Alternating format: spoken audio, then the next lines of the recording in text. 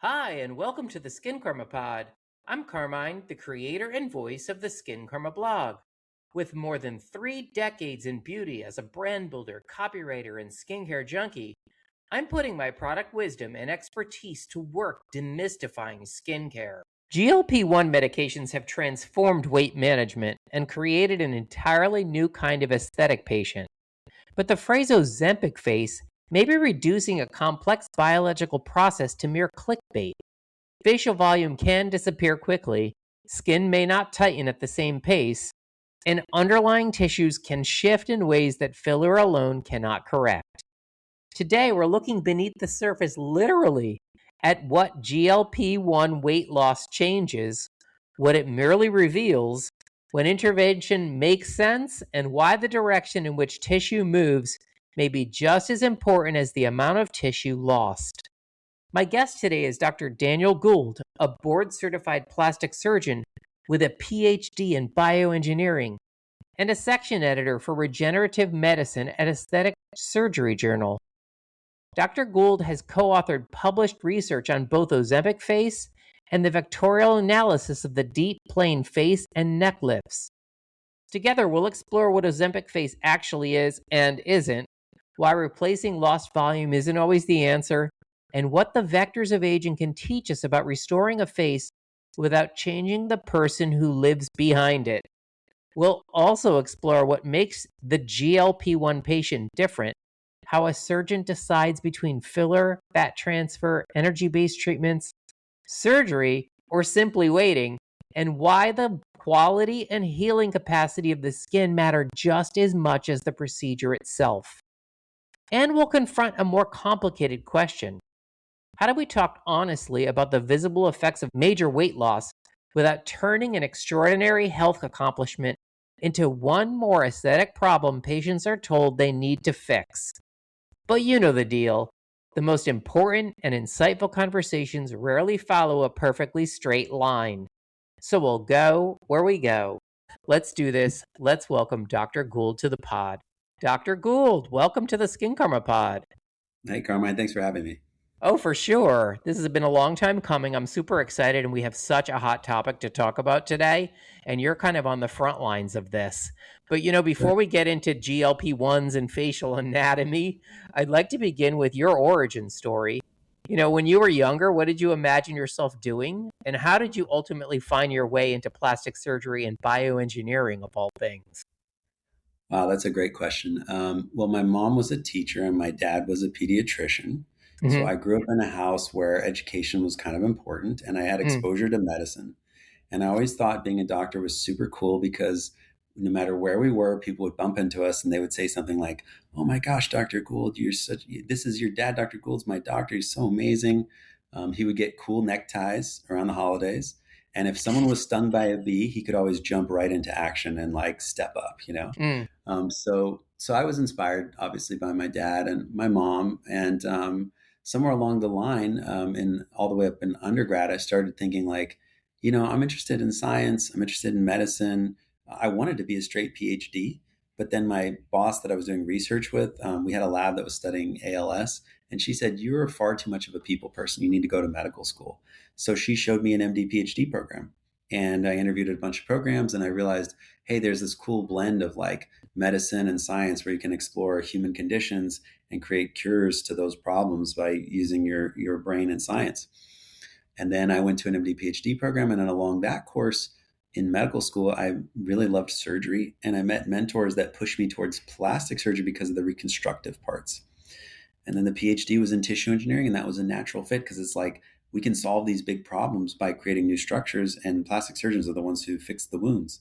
But then I got really interested in my residency in aesthetic surgery because it was like you're not just fixing something to make it whole again, you're actually trying to make something that looks good better, which is really hard. You have to understand the anatomy really well. You have to be able to talk to patients and understand them. And then I could also couple my interest and knowledge in regenerative science into what I did in my practice every day. So it's a great fit for like anti-aging, plastic surgery, which is kind of where I am today. But it wasn't a single thing. It's like, I think when most people look back on their careers and they say, how did I wind up where I am? It's not a Yeah. single decision. It's not like one door Yeah. that opened and the rest closed. Right. And I think the main thing for me is just like following my interests and Mm. and letting my enthusiasm kind of guide me. And that's why I get to do what I love every day, because I've only done things that I like doing. Yeah, that is kind of the secret, right? But not a lot of people have the foresight to do that, or the wherewithal, really. Yeah. And I think we share that. I've always followed my interests, my passions, and I know immediately when something isn't interesting to me, or that I'm not passionate about. Like, not like I don't really like, you know, hold to that premise that you only live once and you only have the one life, like whatever. Um, but really, like, in your day, like, you're seeing patients, and I bet your patients love seeing you because you really love doing what you're doing. Yeah, they're turned on by the process. They know that, like, hey, this guy is dialed in, but also like they know that I'm gonna work really hard to get them the best results, but also they know that like I'm enjoying it. They can pick up on that. They know when like Yeah. the doctor is like happy, when you're in the room and you're Yeah. like, "Oh God, I can't wait to see this neck and how good it's gonna be." Or like today I operated on a doctor. She's a twin, an identical twin, and her sister's also a doctor. And the identical twin was there, and she's like, I'm going to get my surgery with you too. And I was like, oh my God, I cannot wait. I get the same face. Twins. Yeah. And then I can compare them and I can be like, oh, like, and I'll learn. I was like, the second one's got to be better because I'm going to learn from the first one. Right. That's Um, hilarious. Yeah. yeah. And even in that conversation, it was funny. The one sister was like, I should get a lip lift, and she's not getting one. And I was like, well, I have to do it on both of you because I can't like make you look different. Hmm. Like I can't, Yeah. if I did that, that would be like criminal. You still got to be identical once this is all done. Totally. So, Totally. but yeah, there's Carmine. I mean, like, look, I can tell from the episodes I've seen. Obviously, you're turned on by the subject matter. Otherwise, you wouldn't ask it of the people that you bring on. Yeah. And that fun is kind of the essence of humanity. And so it's like, why not lean into it? Why not enjoy what we're doing? Yeah, for sure. Listen, so let's jump into this whole crazy concept of Ozempic face and GLP-1 use. In your 2025 review of facial changes associated with GLP-1 use, you found no evidence that these medications selectively target facial fat. Right. What appears to be happening instead is that volume can disappear faster than the skin and collagen are able to remodel around it. First, can you, break down for us what Ozempic face is? Yeah. And then what are we actually looking at when someone presents with Ozempic face? Is it a drug effect, rapid weight loss effect, or aging that is already underway, before this all came to being? Basically, all of those things are Oh, part of it. yeah. But I'm going to simplify the process. The Hmm. anatomy is the best way to look at these problems, because if I can understand the data, the anatomy of what's happening, then I can help to explain what you're seeing. There's a deeper fat compartment, and then there's a superficial fat compartment, and then there's this fat right below the skin, and then the skin. And then Hmm. there's below the deep fat compartment, there's muscle, and then there's bone. And these are the Hmm. things that contribute to the volume in your face. But the deeper fat compartment is like the buccal fat, right? Or the fat that's like within the actual cheek. And the Yeah. superficial is the superficial fat pads. And then above those is a little thin layer of fat underneath the skin. Now, as you lose weight, if you lose the deeper fat pads and superficial, but the deep go away a lot, then you start to look like it's hanging or sagging because you're losing the support in that deeper layer. And then you're losing the support right underneath the skin and the superficial fat pads. So the skin starts to look more deflated. And then the skin looks more wrinkly and crepey because of that thin layer of fat that's between the bottom layer of the skin and that first layer of fascia where that other superficial fat is connected. So if you see a global loss of 10% in the Hmm. deep superficial and sub skin layers, then you're seeing a collective collapse, which tends to create that involution or that loss of support. Now, Ozempic face represents a loss of volume, whether it's fast or slow. And there are people who lose it quickly who it looks a lot worse on because of the lack of remodeling. What you just said, inability for the body to change in response to the loss of its support. But also, the body needs energy to remodel. And if they're not eating calories and they're not Hmm. eating collagen, they're not eating protein, then the body lacks the basic building blocks to fix the problem. But also, the fat that's there contains important vitamins. A, D, E, and K. These are all fat-soluble vitamins. And if your body's losing fat, it's losing those vitamins. And guess what?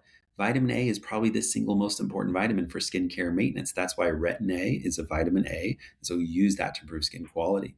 Vitamins D and E are also super important for skin cell turnover. As the skin's going through turnover, it needs those to improve the quality of the skin cell membrane. Vitamin K is really important in blood clotting, but also in some skin maintenance and in pigmentation and in swelling. And so all of these play a critical role in the face, as in the face skin, but also the quality of the soft tissues of the face, not just the fat, but the ligaments and connective tissues. And they're all affected by Ozempic. So what is Ozempic face? It's a few things. It's a loss of volume, which makes you look deflated, but also a loss of some of the critical signals, vitamins, and nutrients needed to maintain the quality of your facial skin and the facial fascia. Those two things are coupled and compounded. That plus maybe there is some physiologic thing happening where the glucose transmitter or the S-GLUT transmitter, which is being blocked, the GLP-1 receptor is being blocked, is affecting skin quality, but we haven't found any really great biological evidence for that yet. But I wouldn't be surprised if there's some other role that's being played there too. So the long story short of it is, yeah, part of it's just from losing weight, because we have weight loss patients who have surgery and they have similar issues in their face. It's not just from Ozempic. So we know some of it's weight loss. But then also there's some of the vitamin related changes. Maybe that's reversible or preventable by supplementing your diet when you're using GLP-1s. And then also there's the nutrition fact. And it's like people who lose weight, if they're supplementing protein and they're supplementing collagen in their diet and they're really maintaining nutrition while losing the weight, then they tend to look better and have better results, not just in the way their face looks, but the rest of their body too. Yeah. You had raised this, the concept of the storage of vitamins in the fat in our discovery call. And you mentioned it again. Like, I don't think anybody is thinking about that. And, there's so many people in my life that are on GLP-1s. And I'll be honest with you, I started it myself 3 weeks ago. And I've been dying to talk to you about it, and I consider myself like really smart about my nutrition. Like I'm very diligent about the vitamins I take in the morning. I take there must be 10 or 12, two of, maybe one, like not 10 or 12 distinct ones, but it's such an easy thing to not be doing. Yeah. And then on top of that, to just not be eating and then not be eating properly. Like I never eat a meal that doesn't have protein in it ever. And I ordered a salad. I ordered a salad today, and I was like, I'm not getting a salad if I can't have a protein. And there was the option to add turkey to it. And I'm not gloating or anything, but it's like it really is important. And you brought that up again, and it just it struck me. And imagine how you're feeling now 3 weeks in, and you're just starting to feel the effects where you're starting to realize hey, there's a limit to what I can eat, and I have to be really choosy when I'm on this medication. Absolutely. About getting, because if you used to eat 2,700 or 3,000 calories and now you're at 18, it's like, man, I can't really eat that. You look at something in front of you, you're like, I can't eat that. That's not going to work, And then you start being like, okay, I need to order eggs, and I need to order, I need to get yogurt. I need to get high protein, but I also need something that's rich in nutrients. I can't eat any bread because that's just wasted space and it makes me burp. Yeah. It makes me feel shitty and nauseous. Yeah. I got to get the vitamins I need. So I need some vegetables here, but I can't eat a whole head of broccoli. It's going to be 2 pieces of broccoli and 2 slices of filet, and then we're done, So then you start being like, holy shit, you really do the math and you realize it's super easy to get nutrient depleted, but also protein. So I tell my patients to be taking nutritional shakes. Honestly, protein shakes are helpful. And then Julian, which is a product that's for wound care, but it helps improve healing after surgery, but also contains collagen and micronutrients that are super important. And that's another way to balance out some of the issues that you see to improve skin quality while you're losing that weight. Yeah. But you're right, Carmine, these people are on this medication. And you know what, if I'm honest with you, I don't mean to sound like a jerk, but to be brutally honest, these people had very poor nutrition before they went on the medication. That's how they wound up in the situation they were in. The obese patients that are taking it for weight loss, not people who are trying to just lose 10 or 15 pounds. And Yeah. so they're confronted with a lot bigger issue, a lot bigger issue, because they may be starting from a place of being nutritionally depleted. They might Right. already be depleted nutritionally. Yeah. So yeah, I don't, you're the vitamin part of it is key. And listen, I'm just a lowly plastic surgeon. I'm not a dietitian. I'm not an expert in nutrition, but I would say I know enough about healing after surgery and what happens to the body to know, like, hey, these things are really critical. They can make the difference between healing and not healing after surgery. So they've got to be important with regards to what's going on with the face in weight loss. Yeah. I want to focus a little bit more on facial volume. When facial volume disappears, the instinct is often simply to put it back with fillers, right? But if Yeah. the tissue has also descended, adding filler may be treating a structural problem as though it were merely an empty space. How do you determine whether a patient needs filler, fat transfer, energy-based treatments, a face or neck lift, or simply more time for the face to adjust to the weight loss? Well, the first thing is to allow so vitamin T is number one, time, right? So Yeah. first thing is allow them the time to get through that process. So if someone's losing weight, I want them like 6 to 9 months stable at the weight that they're at. And that Ah, gives me wow. time to assess, okay, wow, the skin has recoiled, a lot has changed. And then that's when I'm going to see them. And if we're going to book surgery, it's going to be probably 3 months from them. So it might be even a year from their weight loss before we're really operating on them, where they're in a stable position, their body is stable in its shape, and not much has changed in the last like 9 months or so. Um, so that's the first step, is to eliminate that variable, to just say, we know you've been pretty stable, and it's unlikely that much else is going to change, and that you're likely to maintain this weight because you've maintained it for enough time where we know they're at a happy norm, or they're going to be on this medication forever now, or for a long time. And so Mhm. we're not going to risk fluctuation. But to determine whether or not it's a volume only thing, the first thing you can do is you can look at the skin itself and the skin turgors. You can say, okay, well, if it's just skin deflation, like let's just say it's crepiness and laxative skin only, well, there's no formation of jowls. There's no laxative skin in the neck, but there's just a little deflation of the skin. Those patients might be candidates for a skin booster, for like an injectable hyaluronic that's a very low molecular weight, or fat Mhm. grafting to the skin where it's nano fat transfer, because that's going to make the skin plumper. It's going to make the little bit of crepiness better, and the quality of the skin, the fine lines and wrinkles better. But if I'm seeing structural changes, structural descent, I look at them and the cheek has dropped, there's a nasolabial fold that's heavy, there's a jowl, there's a structural change in the neck, and then I'm a simple guy, and then I do this and it looks better, then I Mhm. know that I'm going to offer them this. I'm going to say, let's go to the mirror.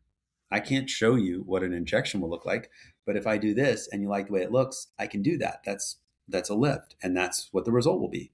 And then they say, that looks good. That's what I want. I say, okay, you're probably a good candidate for a lift.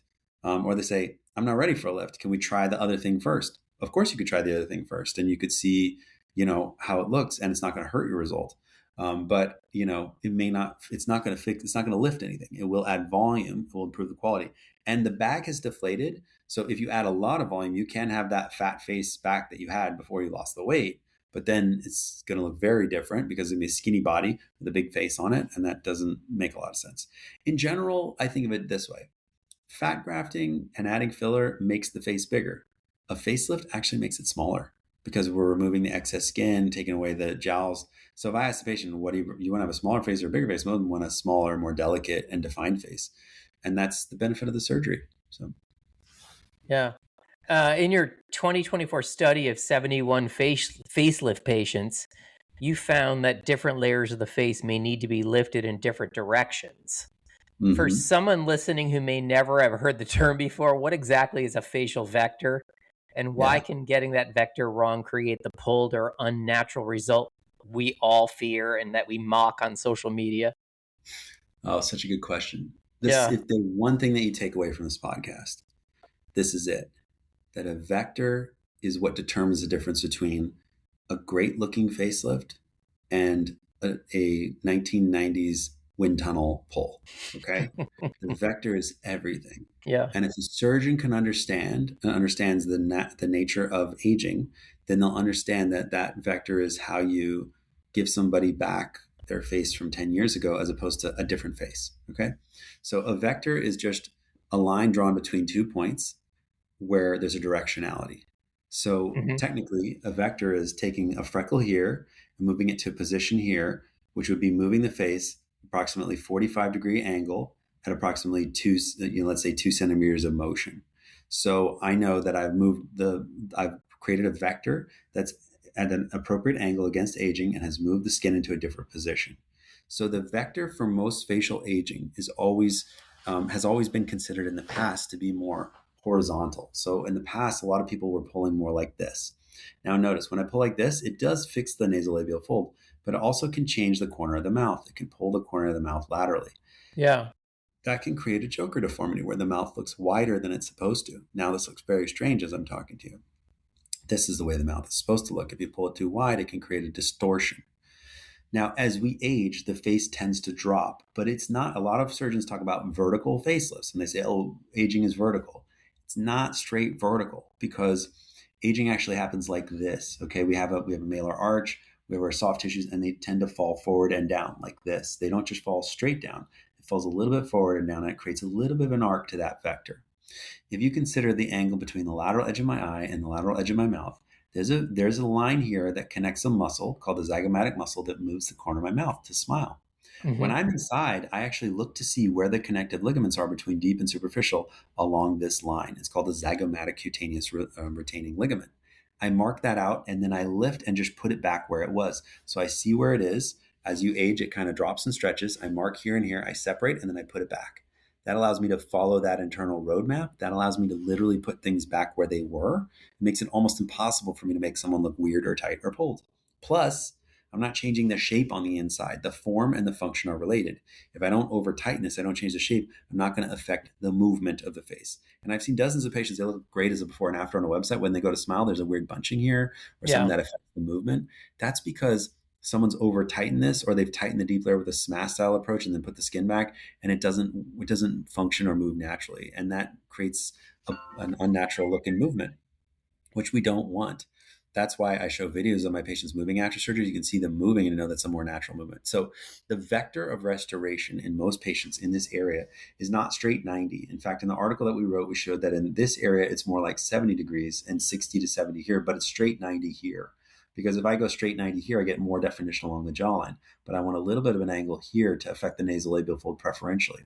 So what's actually happening is the face is aging slightly differently based off the bony morphology underneath. And we have to account for that when we do our lift. You don't just pull because there's a lever underneath. There's a cantilever underneath, which is the zygomatic arch, right? There's a bone here that's the cheekbone.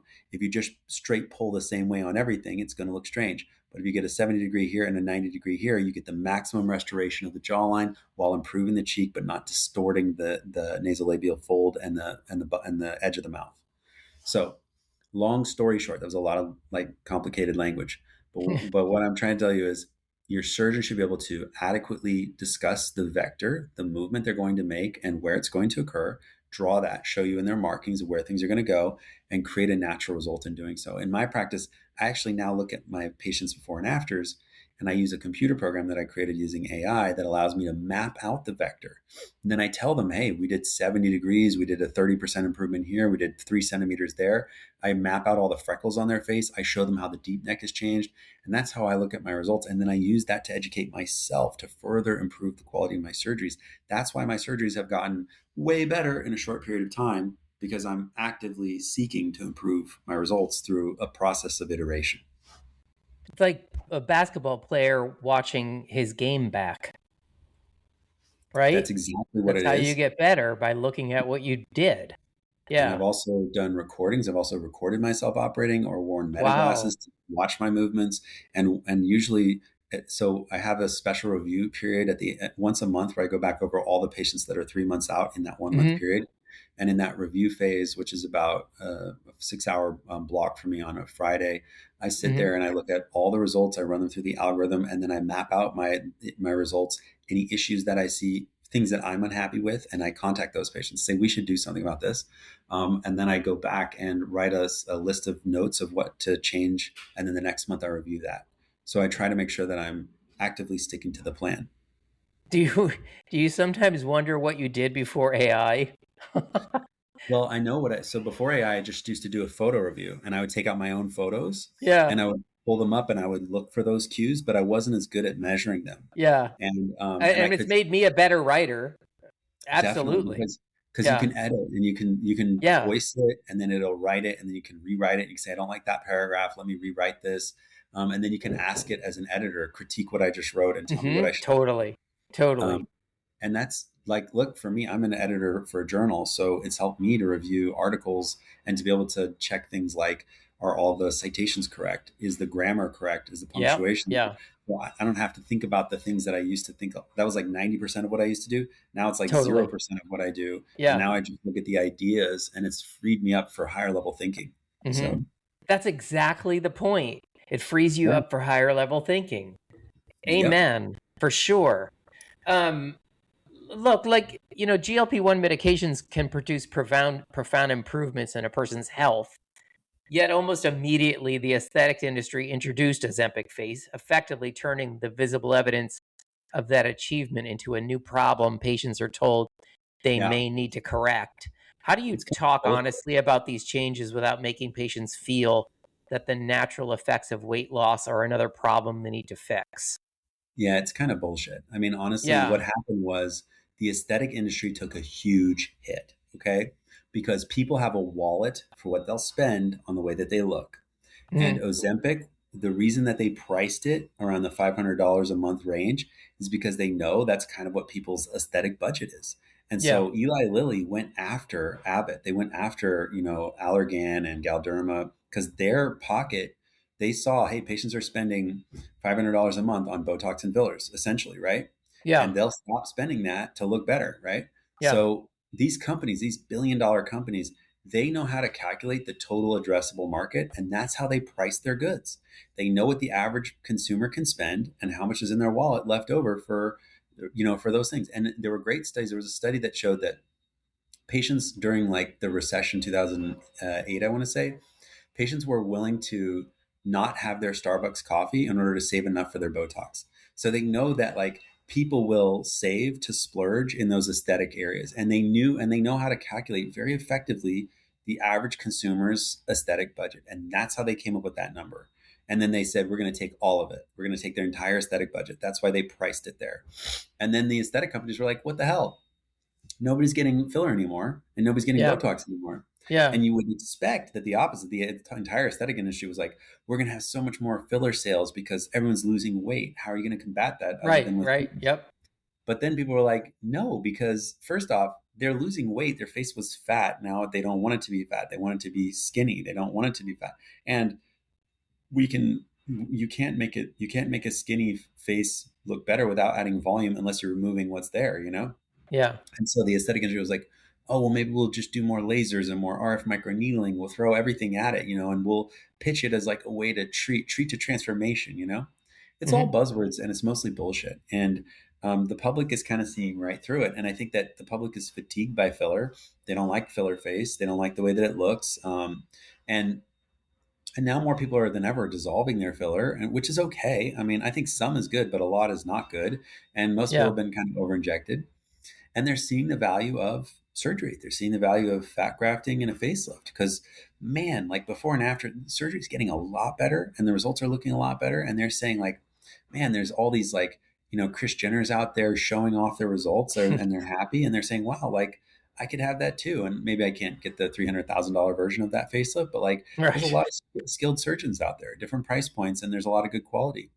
But I think the aesthetic industry tried to bite off more than it could chew. And now a few of Mhm. them are invested in products that are weight loss products. So they're going after the weight loss space because they understand that that's a key piece of aesthetics. That's how we see ourselves. That's how we, Yeah. part of our aesthetic kind of overall look. And honestly, when you look a little thinner, most people look a lot better, less puffy, less swollen. Yep. When you look Yep. too thin, it's too much, but maybe there's just a happy zone in between. Like I've had so many patients come to me and they're like, Doc, what do I do? And they're BMI like 17. And I'm like, how about this? Gain a little bit of weight back. Like 17's too low, like ease off Yeah. of your Ozempic. Oh, my favorite is I do a body contouring case. I had this lady, she lost like 170 pounds and she came in, Oh she my had God. loose skin, loose butt, everything. I did a circumferential body lift. I did liposuction. I did a brachioplasty. I did a breast lift. And she came back and she's like, I look so good. And I looked at her posterior photos and I'm like, yeah, it's almost like we did fat grafting in your butt. She's like, did you put fat back there? I'm like, no, lady, you just haven't been taking your meds for like 6 weeks. You gained back like a few pounds and you look healthy now. No, And she was right. like, oh That's my God. amazing. And I was like, yeah, like you didn't have to Did you do put like, fat back there? no, I was like, you just gained like 5 pounds back, which is great. And I Yeah, said, and look how healthy you look. So, and she was like, well, I was yeah, about to go back on the meds. And I was like, well, you can go back on the meds, but we need to titrate that because right now your body is looking good. We just need to maintain this. You don't need to be the thing about Ozempic, the thing about GLPs, everyone in plastic surgery alike, a little is good. And people say if a little is good, then a lot is better. And the reality yeah, is a little weight loss is good, but a lot can be not good. And same thing with yeah, plastic surgery. A little is good, and you start doing too much, it's like you're addicted to it. And I want to just say this very clearly in a non-patronizing way yeah, that the problem that created the weight is the same problem that can create the weight loss and can create an unhealthy relationship with the weight loss. So if somebody's had a lifelong problem with their weight hmm, because of the way that they feel on the inside, or because of some other psychological issues, or because of the way they handle stress, by giving them the tool to remove it, you don't change what caused the weight gain. It's yeah, still there. And you got to treat that too. You got to tell the patient, hey, you're thin now, but you have the same problems. And now actually you're going too far with the weight loss. Um, so, you got to stay on top of it and yeah, not hurt yourself. yeah. Good point to leave on. Last question, and then we'll hop into the lightning round. What's something, Dr. Gould, that you believed early in your career that you no longer believe? So I used to think that skin quality on the neck was related to sun damage, aging, and that the only way to fix it was to do like lasers, injectables, and other topicals. And then I Mm-hmm. started realizing that like a really powerful neck lift makes it look better. Mm, And I realized that the aging skin of the neck, it is that way because of the looseness, the laxity. And just like when I was looking at body lifting, and I was like, well, when I lift the butt up, it looks better. It looks tighter. The skin, like the wrinkliness is gone. yeah. Same thing in the neck. So then I started doing more powerful neck lifts, going after the deep neck structures and really moving the muscle up. And I was like, whoa, the neck skin looks good from here to here. Like Mm, even the skin down here and less crepey. The patient's like, my neck looks so good. It's so tight because I didn't separate the skin from the muscle and I moved it up and tightened it. And I said, holy shit, like, I don't know what we've been spending all this time, energy, and resources within the aesthetic industry, like to try and thicken that skin, laser it, microneedle it, inject it, all this crazy shit. And it's like, all we have to do is lift it appropriately. mm-hmm. And that's when I started having conversations with my patients that were like, if this bothers you, a neck lift is like, and then I just show them in the mirror, look what that does. The skin looks better. Okay, that's the solution. And you can prove that by taking your own skin, even if you're young and you're healthy and Absolutely. I you do it push all it the forward. time. Yeah. And if you I push it, hate my neck. yeah, but then when you put, and now it looks great, but when you push it forward, you see that it looks even worse. It worsens the Oh, line, absolutely. right? So it's like I'm a simple guy, and Yeah. in my entire like practice, this is my motto when I talk to patients. I'm a simple guy. If I go like this and it looks better, that's what we should do because like why try to invent a magical potion or do a Yeah. when I know that I can do this inside. Yeah. Well, was it sun damage that got me to this point on my neck? Because I never apply. That's what I'm meticulous saying. about applying sunscreen in my immediate eye area and but I never did on my neck until Well, maybe there's 5 years there's ago. some, but that's what I'm saying. It's not just the sun issue. It's not Yeah. just the lack of skin. It's that it's dropping. It's moved, and it's hanging, and It's the skin is natural, hanging on. right? Yeah, Yeah. it's hanging on for dear life to the muscle below. And if I lift the Yeah. muscle up, the skin will go with it. All right. I'm gonna come and see you. When the That time, it's either that or I use one of those big binder clips on the back of my neck. well, And that then works there you too. go. Yeah. You can do that Yeah. You just too. cover I it with have, cover it with a I've hat. seen a bunch of ladies with tape, all kinds of contraptions. So for reals, Well, you heard yeah. the binder clip idea here first. All right, Beautiful. let's hop into the lightning round. Okay, I'm ready. Fun quick questions.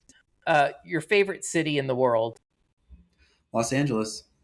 Oh, that's awesome. I love that. How I'm funny here. that it rained today. I was like, wait a minute. I've been here since April. It hasn't rained. What are Like, the odds? what? The cat went crazy. And it's clear. So. Yeah, so crazy. A skill or talent you wish you possessed? Oh, I wish I possessed. I wish that I could play the guitar. Yeah. I've tried to learn, and I'm horrible at it. But I can play a trombone, I can play a piano, but the guitar is something I always wish I could just sit down and serenade with. That's amazing. I wish the Um, same. I tried that when I was a teenager and I just couldn't get the hang of it. yeah, it's just Um, some people have it, yeah, some people don't. that's an art, right? Somebody who can do that and do it really well. God. Uh, one skincare product you never skip. Sunscreen, Cool, cool. if Love it. that counts. If not, then Retin-A. Okay, okay. And I know you're a big fan of niacinamide, right? Love it. And I like Yeah. compounded. So I compound the Retin-A with niacinamide, hyaluronic acid, resveratrol, turmeric, and vitamin A and vitamin D. In one Or vitamin serum? D. Yeah, in one compounded product from a pharmacy. So it's Yeah, like pharmaceutical grade in a yeah. ceramide base. That's amazing. I love it. Your Mm-hmm. favorite place to completely unplug? Um, so if it's completely unplugged, then Hmm. I would say like there's a place where I used to go fly fishing when I was in high school. Like after high school, pretty much 2, 3 times a week. It's Hmm. there's a little stream. It's in Strawberry. It's kind of on its way up to Desolation Tahoe, and it's very remote and there's nobody around. It's in Desolation Wilderness, like near Tahoe, and that's a good place to be like unreachable and totally unplug. But that's rare. It's almost never that I get to totally unplug these days. Yeah. So. Something you're irrationally particular about. Oh, man, everything. I'm irrationally particular about it. I have a problem. Like when the nurses set up my table, it's like I go and I look at it. I want to make sure that the instruments are in the same place every time. Yeah. Um, when we do at the end of the case, we create this little drawing of the face and we show everything we've taken out, and I take photos of that. It's the same 4 photos of the same 4 angles of the face on every case in the clinic. I mean, I'm irrationally meticulous about all of that. Even at home in my bathroom, like I have the cups by the sink and there's like the toothbrush and the toothpaste. If you saw it, you'd think I was a serial killer, but I'm just a surgeon. I'm just a surgeon. And that's the way that we are. Because I truly believe in my heart that if you can control, I had a math teacher in Mhm, undergrad named Lincoln Chase at UCLA. You can look this guy up. He was super mhm. famous. His protege was the girl Winnie from that TV show. Can't remember the TV show, but she was a really famous actress and she was a postdoc in math. And they were famous for discovering something, but he was a probabilitist. And he would wear the same black pants and the same black shirt and the same black gloves and a black fanny pack and the same black shoes every day.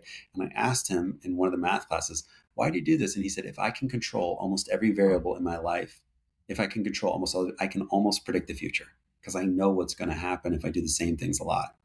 And I was like, wow. And that resonated. And I Wow. still think about that today. So in the operating room, if I can control as many of the variables as are there, then Yeah, I can kind of predict the outcome and control the outcome more consistently. that's amazing. Mm. Wow. What's the last show you binge watched? And I know you don't have a lot of time to watch TV. Oh, it's there. So I'm going to tell you the one that you want me to say, which is Silo. That's the one that I just like, Oh, amazing. so good. Yeah. But there's another one which I'm going to admit to, which is like really sad, but Naked and Afraid, 19 seasons of that. And that is a good show because you It really is learn a a lot. good show. Yeah, yeah, You learn yeah. about people and how they deal with stress. Yep. And you see a lot of like people that need plastic surgery. Their Because they're bodies, it's like naked. They're by the end of it, naked. they start off needing liposuction. By the end, they need a body lift because they lose like 80 pounds, and it's like, whoa, look at the Oh my stress they put their God. bodies. It's It's really so remarkable. true. I always So, think about that on Survivor. I'm a huge Survivor fan. I've never I missed an love Survivor episode. too. And yeah, Yeah, 50 seasons, right? And I it's crazy. always think, my God, the thought of How much being on that stress? island starving and stressed and you that just see how much weight they lose over the course of the season. It's It's crazy. really wild. Yeah. Last question. One small thing bringing you joy right now. One small thing bringing me joy. Like in this moment, Sure. I just got a really nice letter from a patient's husband, Hmm. and the letter said, you did a great job. My wife is super happy. We've had a lot of plastic surgery experiences. Nothing was like yours.